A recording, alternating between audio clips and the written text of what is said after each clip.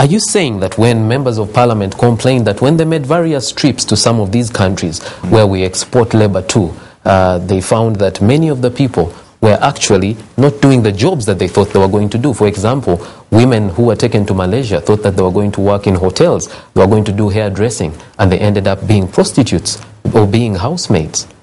Moderator, I want to be on record. There are two types of movements. Yes.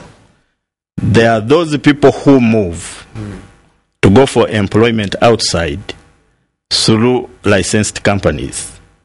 There are also those individuals who go either through unlicensed companies or individuals themselves looking for jobs, and they go like that. I can tell you that we don't have any licensed company which has deployed people in Malaysia, and that should be on record. And I think that issue has tarnished the externalization of labor, because when you hear that, then they say, oh, it is these companies which are taking our people. So basically, the licensed companies... So you're saying the people that the MPs went and saw were not taken to Malaysia from any company that you licensed? Okay. Not. What of Thailand? No. Iraq? It is Iraq. Iraq? Yes. Okay. What of China? No. All right. We don't have any company which is exporting to... Okay. Yeah. Let's bring Moses into the debate. What exactly does your office do? This office was formed under the law, Section 21 of the Prevention of Trafficking in Persons Act of 2009.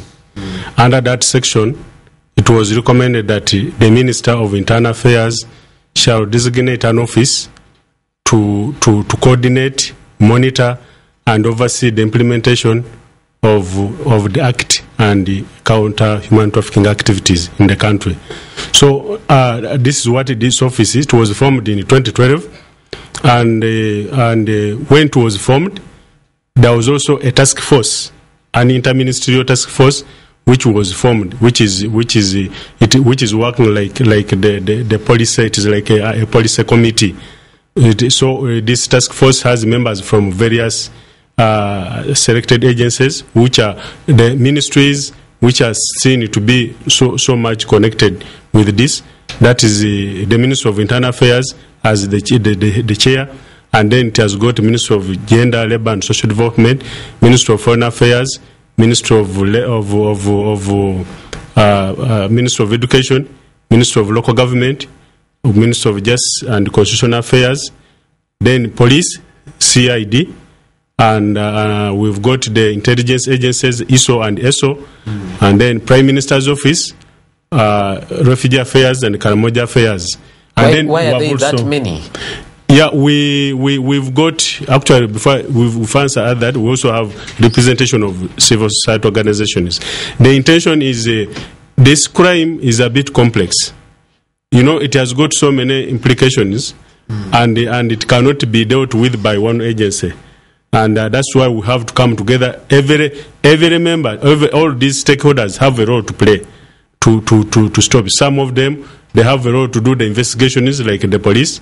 Others have the role of putting in place laws, guidelines, like the Ministry of Labour and Gender, on issues of employment, issues of children. The ministry has to be brought in, and the Ministry of Justice helps in drafting the legal issues. Ministry of Foreign Affairs helps to do the coordination.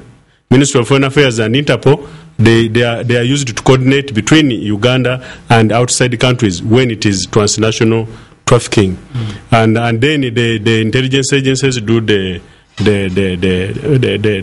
collection of information, which they feed with, they liaise with the relevant other agencies like the police and even the Ministry of Gender and Labour for action. So that's why you also travel to some of these countries to see the situation of the labourers. No, of course as I said, it is a young office, but our wish is to be able to reach there. But because we work as a group, we expect the Ministry of Labour is a representation on this task force.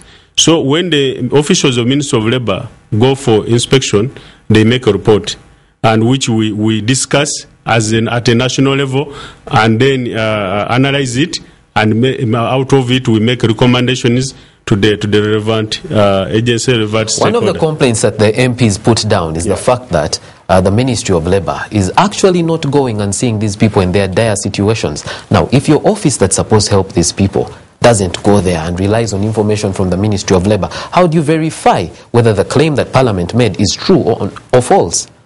Yeah, of course, everything has the issue of budgeting. But I think when we get reports, when my office gets reports, I do of course, I refer to the action officers, and we always either refer to the police or refer to gender or refer to foreign affairs. But as we build capacity, actually with the current support of the new Minister of Internal Affairs, we want to build that capacity to be able to do more operational work, to be able to cross-check, to be able to reinforce the other action agencies, so that we can together be able to protect the interests of the victims who could be reporting. Okay, a number of agencies were licensed to export labor. Yeah. One that made its rounds in the media was one called Uganda Veterans. Does this still exist, Uganda Veterans? If it could be existing, as you know, in Uganda, it could be existing as just doing other businesses, but not officially as a labor recruitment company. Initially, was it a labor exportation company? Maybe Okay, yes, let's put this to Milton. Yeah, maybe I can. Uganda Veterans, that's caused a number of problems. Yes, it was unfortunate. It was unfortunate, but I don't think either the ministry or Uganda Veterans intended that mistreatment to our sisters to happen. We innocently, because we are a younger sector.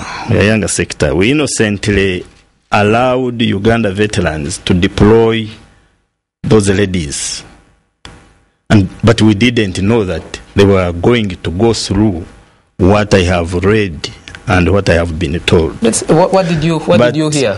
What happened to these ladies? No, that they were being beaten, they were being sexual harassed, and so not given food. So let's go back to something you said earlier. You said that your office or your department does visits. Yes. It visits places where people are taken, especially under agencies that have been licensed. Yes. Uganda Veterans was licensed. Did you visit any of the people that Uganda Veterans had taken? Before I come to that, I was coming to Uganda Veterans. Okay. Yeah, our procedure is that we license companies which are already registered by the register of companies. So if we cancel our license, we don't cancel the incorporation. The incorporation under yes. So the company can still exist, yes, but it will no not be licensed to continue doing the work that you'd license. So that's to what do. happened. Yes. Okay. But coming to the question, coming to your question of whether we followed up these girls, no, we did not. We wanted to go, but we were advised by Minister of Foreign Affairs that it was not fit for us to go at that particular moment. And so we couldn't go. I was supposed to have gone with the Honorable Minister of State for Labor, Employment and Industrial Relations. So we didn't. Honorable Rukutana, right? No, it was the Honorable Dr. Otara. Oh, the time of yes. Okay. All right. So we did not go. You did not go. Yeah. But now you're guaranteeing us that you go to these other places where other people have been taken? Yes, we have been to those places. Okay. Yeah. What are some of the agencies that are licensed to export labor? Well, it's a number. We have 30 in a number. And, because the thing is this, people may not know which one is licensed and which one is not. And you are right. We have been trying to sensitize the public and to give out to the lists of companies. We even take some time, put it on the website. Is it on the website currently? Yeah, our website is there. So people can find this list on your website? On the website. Okay, let's go for a break right now. When we come back from the break, you'll read some of those companies. This is our parliament. Right now we're going for a break. But when we come back from the break, we'll continue discussing the externalization of Ugandan labor. Keep watching our parliament.